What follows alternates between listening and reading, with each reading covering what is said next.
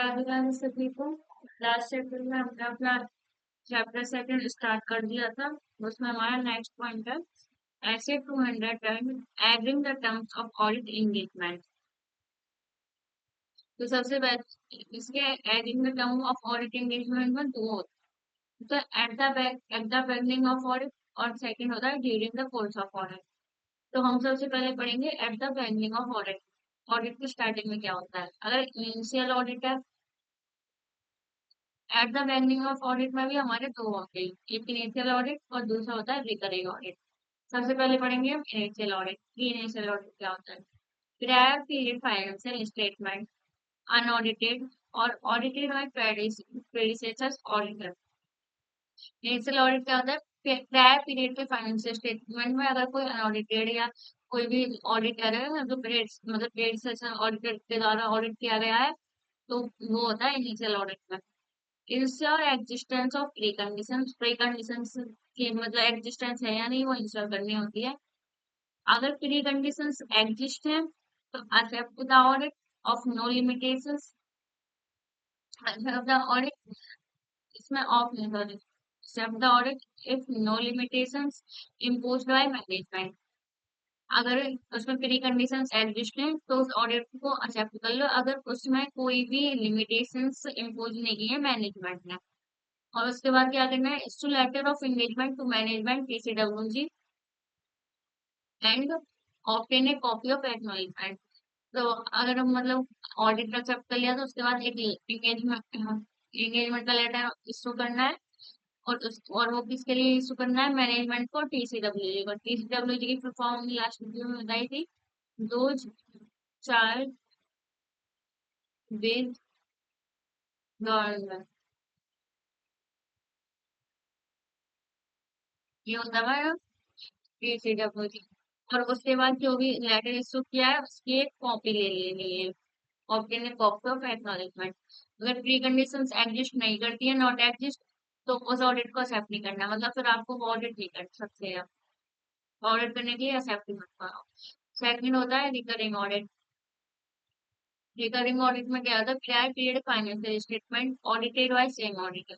जो prior period के financial statement है वो सेम ऑडिटर के द्वारा ऑडिट हुए हैं। Determine need to remind the terms of management. इसमें क्या क्या जो टर्म मैनेजमेंट टर्म्स है उन्हें रिमाइंड करो। Revise the terms of engagement. जो एंगेजमेंट के टर्म्स है उन्हें रिवाइज करो। यदि अगर हाँ, इफ यस, तो मतलब सब सही है, पूरा आपने डिटरमाइन कर लिया है सब कुछ, तो issue letter of engagement in recurring audit. एक लेटर ऑफ एंगेजमेंट इश्यू कर दो रिकरिंग ऑडिट। सेकंड है हमारा during the course of audit. During the course of audit में क्या आता है? Management request for changes in terms. Determine management request for change in terms. Management में terms में चेंज करने के लिए रिक्वेस्ट डाली है, request. Determine reasonable justification for change. Determine reasonable justification for change. तो आपको डिटरमाइन करना है कि जो उन्होंने मतलब डाला है चेंज के लिए क्या वो रीजनेबल है, उसको जस्टिफाई करना है। इफ सेटिस्फाइड, अगर आप सेटिस्फाइड हैं कि हाँ मतलब रीजनेबल है, make necessary change in letter of engagement. Letter of engagement में जो भी जरूरी चेंज है उन्हें कर दीजिए। If not satisfied refuse the change. अगर आप सेटिस्फाइड नहीं है तो चेंज करने से रिफ्यूज कर दीजिए, मना कर दीजिए। If management not allowed to continue with original terms, withdraw from engagement. ये मैनेजमेंट ने बोला लेटर में कुछ चेंज करने के लिए, अगर आप सेटिस्फाई हैं डिटरमाइन कीजिए कि कोई रीजनेबल जस्टिफिकेशन है चेंज करने के लिए। अगर है तो आप चेंज कर दीजिए, अगर नहीं है तो चेंज करने से मना कर दीजिए। और इसके बाद अगर आपको मैनेजमेंट ओरिजिनल टर्म्स पे कंटिन्यू करने के लिए अलाउ नहीं करना तो एंगेजमेंट में से विथड्रॉ कर लीजिए। इसमें आ रहा है सबसे पहले हमारा ऑब्जेक्टिव ऑफ ऑडिटर। ऑडिटर का ऑब्जेक्टिव क्या होता है? टू एक्सेप्ट और continue an audit engagement. Accept or continue an audit engagement when basis upon which audit is to be performed has been agreed with the client through.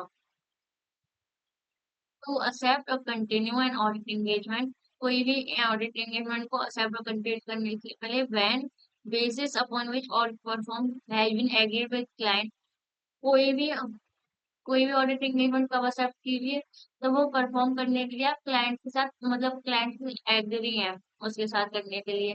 उससे पहले मतलब किस basis पे एग्री है, मतलब क्लाइंट से के साथ ऑडिट एंगेजमेंट करने के लिए आप एग्री हैं, लेकिन उसके लिए पहले क्या होना चाहिए, establish the existence of pre conditions for an audit. Pre conditions कोई भी ऑडिट के लिए पहले कंडीशंस लागू होनी, मतलब पहले से कंडीशन एस्टेब्लिश होनी चाहिए। Common understanding of terms between auditor and client, client और ऑडिटर के बीच में कॉमन अंडरस्टैंडिंग होनी चाहिए। उसके बाद ही मतलब इन दो बेसिस पे कोई भी ऑडिट एंगेजमेंट परफॉर्म हो सकती है क्लाइंट के साथ में। इसमें क्या प्री कंडीशंस क्या होती हैं, pre conditions for an audit, audit के लिए प्री कंडीशंस क्या होती हैं, acceptable financial reporting framework FRF. It is based on following attributes जिस पर relevance, completeness, reliability, naturality, understandability। कोई भी FRF acceptable हो, ठीक है, और ये किस पे बेस होता है, रिलीवेंस, कंप्लीटनेस, रिलायबिलिटी, नेचुरलिटी और अंडरस्टैंडेबिलिटी। एक ये प्री कंडीशंस होनी चाहिए। और दो सेकंड क्या है, acknowledgement by management of their responsibility, management के द्वारा मतलब जो उनकी रेस्पॉन्सिबिलिटी है वो उसमें मैनेजमेंट एक्नॉलेजमेंट कर रहा हो, एक्नॉलेज कर रहा हो उसे। सेकंड ये, और एक्नॉलेजमेंट और एक्नॉलेजमेंट टू, और इसमें नेक्स्ट क्या है, मतलब इसी में है ये जो है ना एक्नॉलेजमेंट, जो मैनेजमेंट की जो रेस्पॉन्सिबिलिटी है उनमें एक्नॉलेज, सॉरी, एक्नॉलेज कर रहा हो, उसमें कौन कौन सी रेस्पॉन्सिबिलिटी है मैनेजमेंट की। एक, preparation of financial statement as per applicable FRF, management अपना फाइनेंशियल स्टेटमेंट प्रिपेयर कर रहा हो एप्लीकेबल FRF के। Selection and consistent application of accounting policies, कोई भी अकाउंटिंग पॉलिसीज के सिलेक्शन कंसिस्टेंट हो, मतलब एप्लीकेशन के सबका सिलेक्शन वगैरह सब कंसिस्टेंट है। Making reasonable estimate, reasonable estimated judgement, वो रीजनेबल एस्टिमेटेड जजमेंट लिखा हुआ। Exercising necessary internal controls to enable the preparation of financial statement that are free from material statement। मतलब कोई भी मतलब जरूरी इंटरनल कंट्रोल को मतलब फाइनेंशियल स्टेटमेंट में प्रिपेयर करने के लिए जो भी इंटरनल कंट्रोल्स जरूरी है वो सब एक्सरसाइज कर रहा हो, और जो फाइनेंशियल स्टेटमेंट वो प्रिपेयर कर रहा है वो फ्री फ्रॉम मेटेरियल स्टेटमेंट होना चाहिए, उसमें कोई भी गड़बड़ नहीं होनी चाहिए, कोई भी स्टेटमेंट नहीं होना चाहिए। Providing the auditor with all relevant information required for purpose of audit, auditor को प्रोवाइडिंग द ऑडिटर क्या प्रोवाइड करना चाहिए, सभी रिलेवेंट इंफॉर्मेशन जो ऑडिट के पर्पज से जरूरी है। एडिशनल इंफॉर्मेशन, अगर कोई एडिशनल इंफॉर्मेशन रिक्वायर्ड है वो भी ऑडिटर के साथ देनी चाहिए। Unrestricted access to the person within the entity, और किसी भी पर्सन के साथ अनरेस्ट्रिक्टेड मतलब जो भी रेस्ट्रिक्टेड नहीं है एंटिटी के अंदर, वो सब भी इंफॉर्मेशन वगैरह देनी चाहिए। नेक्स्ट है हमारा रिक्वायरमेंट ऑफ SA 200। SA 200 की क्या क्या रिक्वायरमेंट है,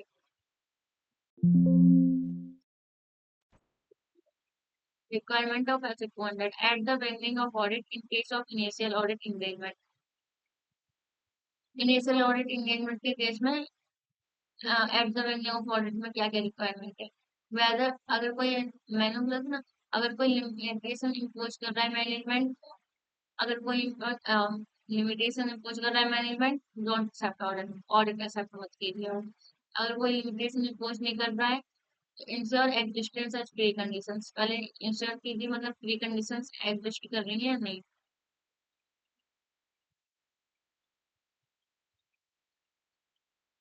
अगर प्री कंडीशंस एग्जिस्ट कर रही हैं तो ऑडिट एक्सेप्ट कीजिए और लेटर ऑफ एंगेजमेंट इशू कर दीजिए।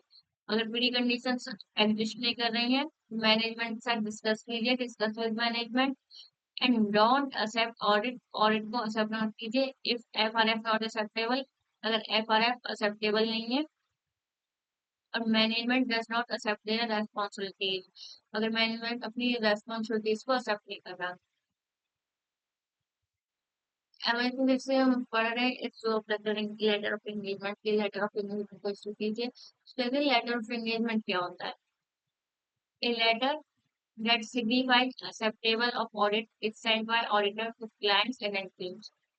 कोई भी एक लेटर जिसमें मतलब सिग्निफाई जो ऑडिट से रिलेटेड जो भी एक्सेप्टेबल चीजें होती हैं वो ऑडिटर सेंड करता है क्लाइंट्स को, और कुछ मतलब लोगों को जिसकी जरूरी होती है। उसमें क्या होता है, ऑब्जेक्टिव और scope of audit of financial statement के ऑडिट के ऑब्जेक्टिव और स्कोप होते हैं लेटर ऑफ एंगेजमेंट पर। रेस्पॉन्सिबिलिटी ऑडिटर की जो भी रेस्पॉन्सिबिलिटीज होती हैं वो होती हैं रेस्पॉन्सिबिलिटीज ऑफ मैनेजमेंट होती हैं। मैनेजमेंट की जो भी रेस्पॉन्सिबिलिटीज हैं वो सब होती हैं। Identification of applicable FRF for preparation of financial statement. Financial statement के प्रिपरेशन के लिए जो भी एफआरएफ एप्लीकेबल है वो आइडेंटिफाई होते हैं उसमें। Reference to expected from form and content of audit report. Audit report के जो भी फॉर्म में कंटेंट है वो भी एक्सपेक्टेड होते हैं जो उसमें। नेक्स्ट हमारा at the beginning of audit in case of recurring audit. Recurring audit के केस में मतलब ऑडिट के बिगनिंग में अगर रिकरिंग ऑडिट का केस है तो क्या है, assess whether circumstances are required, assess कहाँ पर circumstances required है। revision of terms of audit engagement के terms को रिवाइज कीजिए और reminding two existing terms of audit engagement। Audit engagement के दो एग्जिस्टिंग टर्म्स को रिमाइंड कीजिए।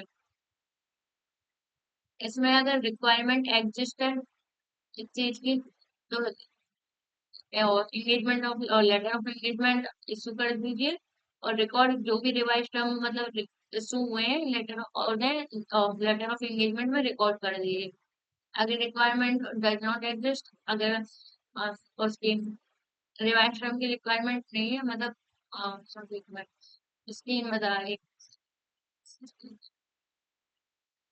रिवीजन ऑफ टर्म्स की और कोई भी मतलब सर्कमस्टेंसेस की रिक्वायरमेंट नहीं है रिवीजन ऑफ टर्म्स की, और जो भी एग्जिस्टिंग टर्म्स है वो रिमाइंड नहीं है तो कोई जरूरत नहीं है कोई भी any new letter of engagement, कोई भी नया लेटर ऑफ एंगेजमेंट इशू करने के लिए। अगर रिक्वायरमेंट एग्जिस्ट है तो आपको वो लेटर इशू करना पड़ेगा दोबारा रिवाइज टर्म्स के साथ, रिवाइज टर्म को रिकॉर्ड करके। Next is the circumstances in which these exist requirement of issue of new letter of engagement in case of recurring audit। Recurring auditor के केस में कोई भी नया लेटर आप मतलब इशू कर रहे हैं उसकी मतलब क्या रिक्वायरमेंट है कि क्या एग्जिस्ट होना चाहिए, इसमें आप वो पढ़ेंगे। सबसे पहले क्या है, any indication that entity misunderstand the objective and scope of audit engagement। ये सर्कमस्टेंसेस रिक्वायर होते हैं किसी भी नए लेटर को एंगेजमेंट और लेटर ऑफ एंगेजमेंट को इशू करने के लिए। कोई भी इंडिकेशन ये एंटिटी ने मतलब कोई भी उसके ऑब्जेक्टिव और स्कोप ऑडिट एंगेजमेंट के ऑब्जेक्टिव और स्कोप को मिसअंडरस्टैंड कर दिया है तो उसका इंडिकेशन।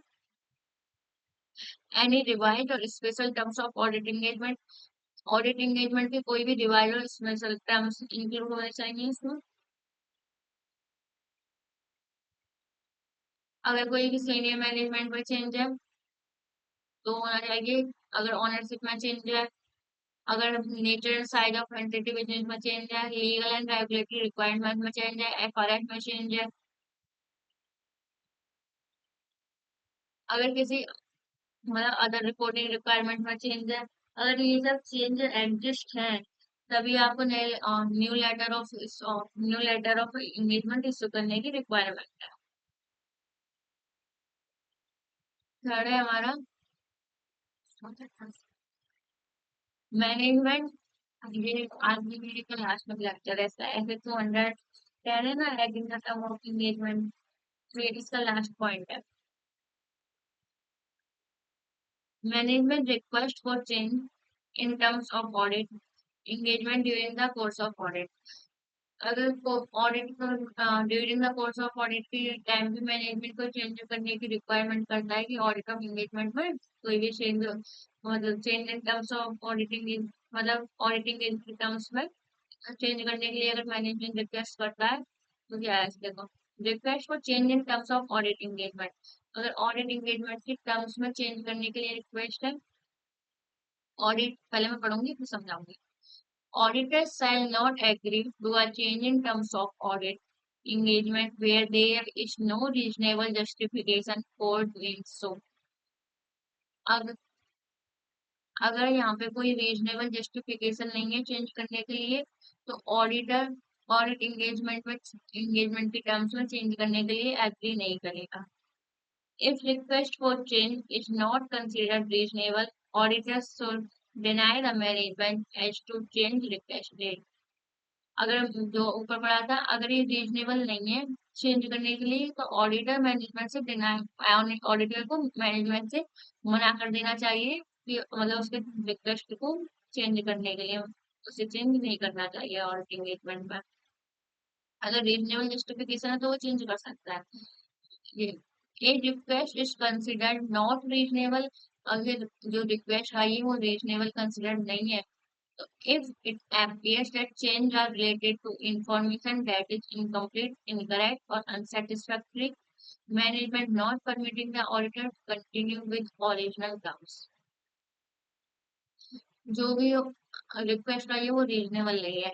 अगर ये देखा जाता है कि कोई भी चेंज इंफॉर्मेशन से रिलेटेड है जो कि इनकम्प्लीट है या गलत है या अनसेटिस्फैक्टरी है, management is not permitting the auditor to, और मैनेजमेंट तो फिर क्या करेगा, मैनेजमेंट ऑडिटर को अगर ओरिजिनल टर्म्स के साथ कंटिन्यू करने की परमिशन नहीं दे रहा है तो क्या करेगा, देखो जैसे मैनेजमेंट ने बोला ऑडिट के कुछ टर्म्स में चेंज करने के लिए, ऑडिटिंग ने फाइंड मतलब डिटरमाइन किया तो उसे कुछ भी रीजनेबल नहीं लगा चेंज करने के लिए, तो वो मैनेजमेंट से मना कर देगा कि वो चेंज नहीं करेगा। अगर उसके बाद मैनेजमेंट उसे ऑडिटर को उनके ओरिजिनल टर्म्स पे अगर आगे परमिशन नहीं दे रहा है काम करने की या करने नहीं दे रहा है, तो ऑडिटर क्या करेगा, ऑडिटर को क्या करना चाहिए, auditor shall withdraw from engagement, engagement में से विथड्रॉ कर लेगा, और determine whether there is any obligation to report the circumstances to TCWG, owners or regulatory authorities. अगर कोई मतलब जो भी यहाँ पे ऑब्लिगेशन हुआ है, जो भी मतलब उसने डिटरमाइन किया है, उस सब सर्कमस्टेंस की रिपोर्ट उसे TCWG को, ऑनर्स को, रेगुलेटरी अथॉरिटीज को देनी चाहिए रिपोर्ट बना के, जो भी इसमें ऑब्लिगेशन की कोई भी ऑब्लिगेशन। सेकंड है हमारा, अभी ऊपर क्या पढ़ा था हमने, request for change in terms of audit engagement, change in terms.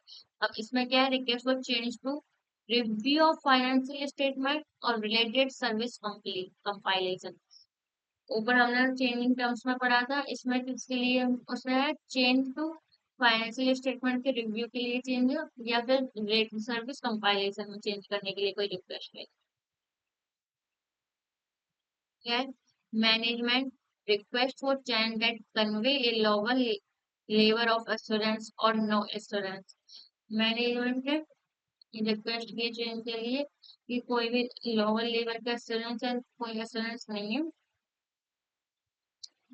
कोई भी लोअर लेवल के लिए जो मतलब assurance नहीं है उसमें चेंज करने के लिए मैनेजमेंट ने रिक्वेस्ट की है।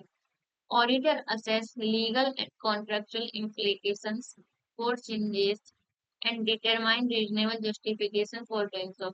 ऑडिटर असेस करेगा सभी लीगल और कॉन्ट्रेक्चुअल इम्प्लीकेशंस चेंज के लिए, और अगर उसे लगता है कि चेंज करने के लिए ये रीजनेबल जस्टिफिकेशन है, पहले वो ये डिटरमाइन करेगा, मतलब अगर ये चेंज करने मतलब चेंज करना में रीजनेबल जस्टिफिकेशन है या नहीं है।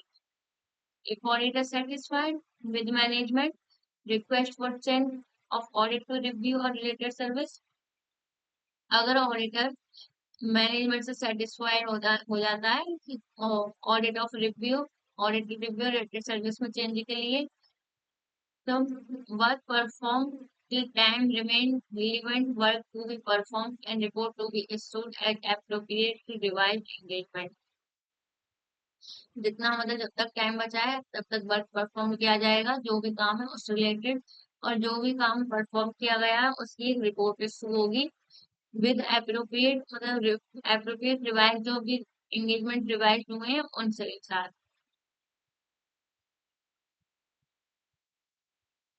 In order to avoid confusion, report on revised engagement should not include reference to, कोई भी कन्फेशन को अवॉइड करने के लिए रिवाइज एंगेजमेंट में कुछ मतलब कुछ पॉइंट्स है वो जो इंक्लूड नहीं होंगे, कौन कौन से, ओरिजिनल एंगेजमेंट, जो ओरिजिनल एंगेजमेंट तो वो इंक्लूड नहीं होंगे। Procedure perform in audit engagement, audit engagement में जो प्रोसीजर परफॉर्म हुआ वो एंगेज नहीं होगा।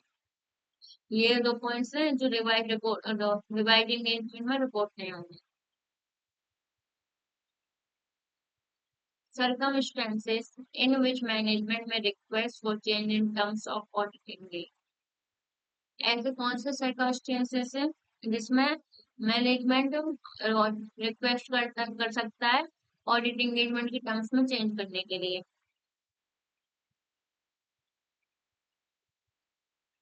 Change in circumstances affecting the need for, वो कब चेंज करने के लिए वो करता है अगर सर्विस में कोई भी जरूरत है चेंज करने के लिए, मतलब कोई ऐसी वो आ चुकी है सर्कमस्टेंसेस है जिसमें सर्विस में जो अफेक्ट कर रही है उसको, तब वो चेंज करने के लिए रिक्वेस्ट कर सकता है। Misunderstanding as to nature of audit engagement originally requested, कोई भी मिसअंडरस्टैंडिंग है मैं ऑडिट एंगेजमेंट के नेचर को, मतलब ऑडिट की जो रिक्वेस्ट है उसे लेकर कोई भी अगर मिसअंडरस्टैंडिंग है तो वो कर सकता है, तो वो चेंज के लिए कर सकता, मतलब सॉरी मैं दोबारा बताती हूँ। Misunderstand as to nature of audit engagement originally requested, अगर कोई भी ओरिजिनली रिक्वेस्ट हुई है ऑडिट एंगेजमेंट के नेचर को लेकर, कोई गलत, कोई मिसअंडरस्टैंडिंग है, कोई गलत फहमी है, तो वो रिक्वेस्ट कर सकता है। Restriction on scope of audit engagement whether imposed by management or caused by circumstances। कोई भी ऑडिट एंगेजमेंट के स्कोप पे अगर रेस्ट्रिक्शन लगाना चाहता है, जैसे जो मैनेजमेंट ने इम्पोज की है, या फिर कोई सर्कमस्टेंसेस की वजह से, तो वो ये भी क्या कहते हैं इस वजह उसके लिए भी वो रिक्वेस्ट करता है, कर सकता है change in terms of audit engagement. इस 3 पॉइंट्स जिसकी वजह से वो रिक्वेस्ट डाल सकता है चेंज करने के लिए, और वो रिक्वेस्ट आगे कंप्लाई होगी नहीं, वो ऑडिटर के ऊपर है। अगर उसे रीजनेबल जस्टिफिकेशन लगेगा तो वो कर सकता है, अगर उसे नहीं लगेगा तो वो नहीं करेगा। तो ये point, मतलब ये हमारा ऐसे 200 रन यहीं पे खत्म होता है। हम नेक्स्ट वीडियो में हमारा इस चैप्टर का लास्ट पॉइंट पढ़ेंगे, ऑडिट क्वालिटी। ठीक है, अगर आप वीडियो पसंद आई हो तो लाइक करना, सब्सक्राइब करना, कमेंट करना। Thank you, Radhe Radhe.